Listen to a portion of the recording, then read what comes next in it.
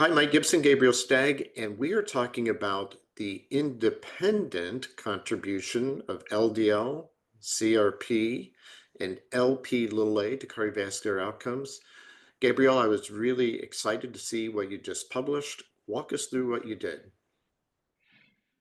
Well, thank Mike for having me. First, we've known for many years that there's a direct relationship between LDL cholesterol and risk, and that reduction in LDL cholesterol levels correlates with the reduction in cardiovascular risk.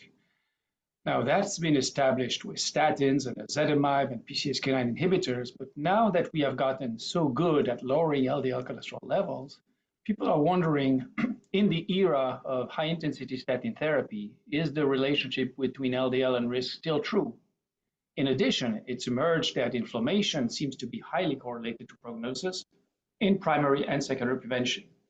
And finally, Lp(a) is emerging as an additional factor of risk, which is hard to tease out because Lp(a) is already counted in LDL cholesterol levels. And therefore, there's always a question of what is the independent contribution of Lp(a) and LDL cholesterol. Well, we had the opportunity to test all of these issues in a large data set from the placebo arm of the Odyssey Outcomes trial, which you'll remember was a trial testing a PCSK9 inhibitor, alirocumab, in 18,000 patients post-ACS on high-intensity statin therapy with an LDL cholesterol above 70. Now, we used only the placebo patients, and they were all on maximized therapy at the onset. And we looked at whether these three biomarkers, LDL cholesterol, high sensitivity CRP, and Lp(a), would be independent predictors of outcomes. And turns out all three predict the risk of MACE in a continuous and quantitative fashion.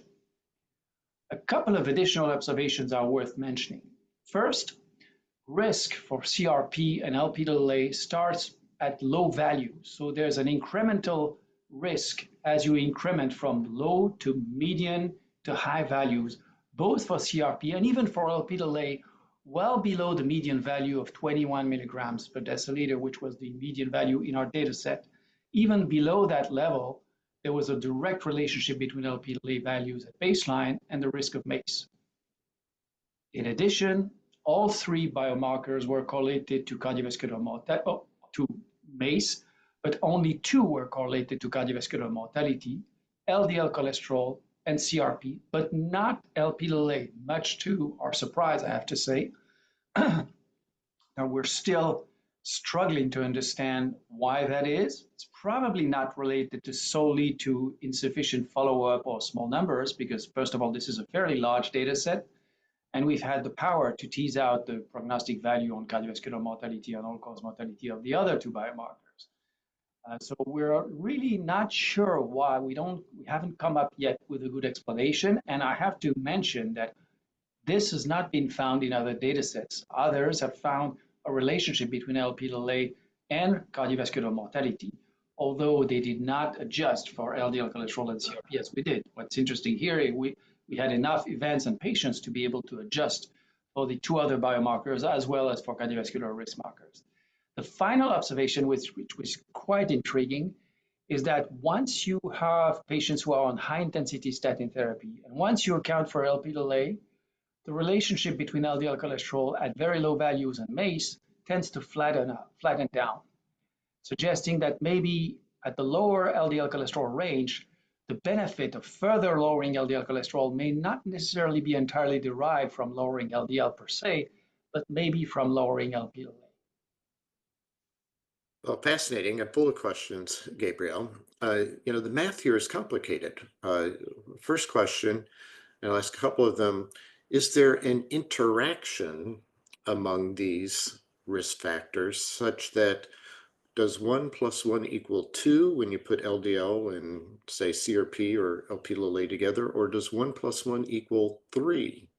Are they positively interacting with each other? So maybe having a high LDL and high Lp(a) is bad, but having the two together is super bad, more than you would predict from either one of them. Do we know about the interaction among these risk factors? Well, we don't really know. At least I'm not able to answer this. I would have to ask our statistician.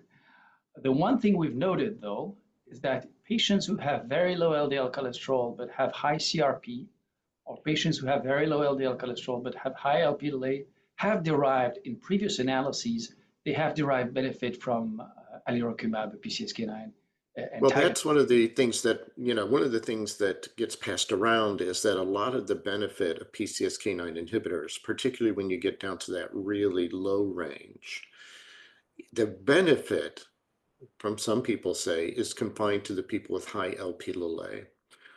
So it'd be interesting. You looked at your placebo group, but I'd really be interested in the treatment effect.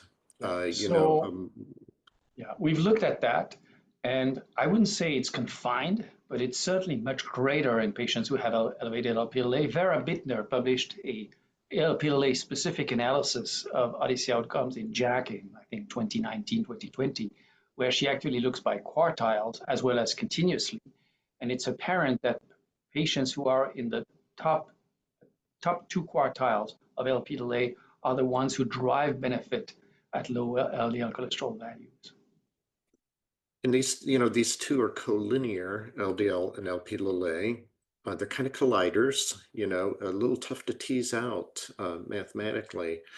So it's one of those mysteries wrapped in an enigma that's a riddle topped in secret sauce to kind of tease out these two mathematically. How about did you look at ApoB? Do you have blood to look at that? Because that's another, a lot of people are saying, well, that's the real bad player here. Yes, so excellent point. Indeed, we looked at ApoB. Emil Hagström published a circulation paper last year or 2 years ago where he looked at ApoB and he looked at whether there was additional information in ApoB compared to LDL cholesterol, because obviously they're very well correlated, although ApoB encompasses other lipoprotein particles that are atherogenic. And as expected, and as many have been repeating for a long time in the field, turns out ApoB is a better predictor of cardiovascular risk as well as of the benefit of a PCSK9 inhibitor. And ApoB has an additional layer of value, which is not, it doesn't need to be measured fasting, and it's very reliable at low values where the LDL cholesterol equations are notorious for being inaccurate. It's also very valuable in patients who have metabolic syndrome or high BMI or diabetes, again, where LDL cholesterol actually is a poor estimate of atherogenic risk. So at the end of the day, is Lp(a) causal or not? Well, you'll have to wait a few more months to get the answer until we get the results of trials of Lp(a) specifically targeted molecules such as pelacarsen or olpasiran and all of the other flurry of Lp(a) specific agents that are being tested in large-scale outcome trials. I think this will be the proof for whether this is causal or not. I think many of us would be very surprised if there was no benefit of these agents, but we've been surprised before. That's the fun of clinical research.